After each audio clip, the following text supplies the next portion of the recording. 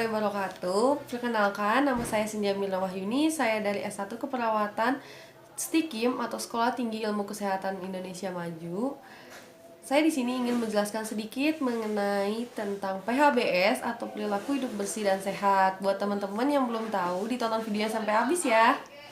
Buat teman-teman yang belum tahu, PHBS itu apa sih dan pentingnya apa sih? Kenapa kita harus melakukan PHBS itu? Di sini saya akan menjelaskan itu semua, jadi tolong ditonton ya. Yang pertama, langsung aja. PHBS itu adalah perilaku hidup bersih dan sehat yang bisa kita lakukan di mana aja, bisa di sekolah, di rumah.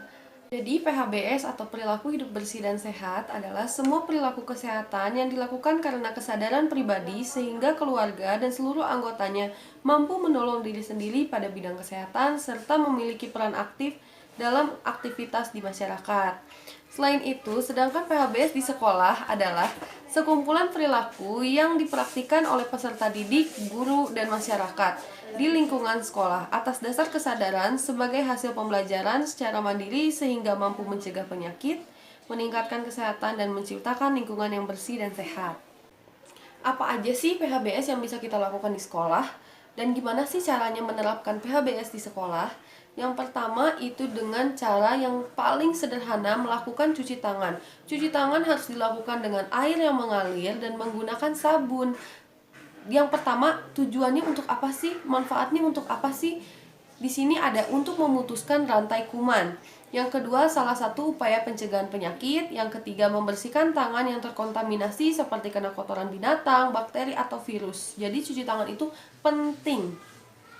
Cuci tangan juga nggak sembarang cuci tangan. Cuci tangan itu ada syaratnya dan harus ada ketentuannya. Yang pertama, harus menggunakan air yang mengalir, itu sudah pasti. Yang kedua, air tidak boleh berbau. Yang ketiga, air tidak boleh berwarna, itu tidak boleh. Dan yang keempat, memakai sabun. Selanjutnya kita ke cara cuci tangan itu sendiri. Cara cuci tangan yang baik, yang benar, dan yang bersih itu seperti apa? Yang pertama itu kita pakai air mengalir dengan sabun, gosok telapak tangan seperti ini. Selanjutnya punggung tangan. Selanjutnya sela-sela tangan seperti ini. Selanjutnya yang di bagian sini dipastikan untuk bersih. Ibu jari. Dan di sini. Nah, tadi kan kita udah belajar cuci tangan. Nanti teman-teman jangan lupa diterapin ya. Dan yang kedua, ada konsumsi jajanan yang sehat di kantin sekolah. Jadi untuk adik-adik, untuk teman-teman yang masih sekolah ataupun yang kuliah, itu kita harus memperhatikan jajanan atau makanan yang dikonsumsi sama kita. Dan ibu-ibu untuk anaknya, tolong makanannya diperhatikan. Selanjutnya adalah kita harus melakukan olahraga teratur. Jadi kalau kita makanannya udah sehat, ditambah olahraga teratur, dan cuci tangan yang benar, jadi kita bisa mencegah penyakit datang pada kita, kayak gitu. Jadi olahraga yang teratur itu sangat penting.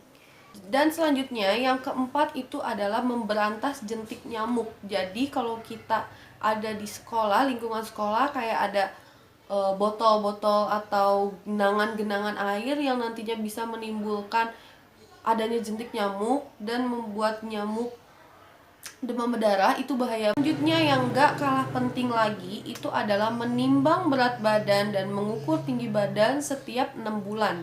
Untuk apa sih kita menimbang berat badan dan mengukur tinggi badan setiap 6 bulan?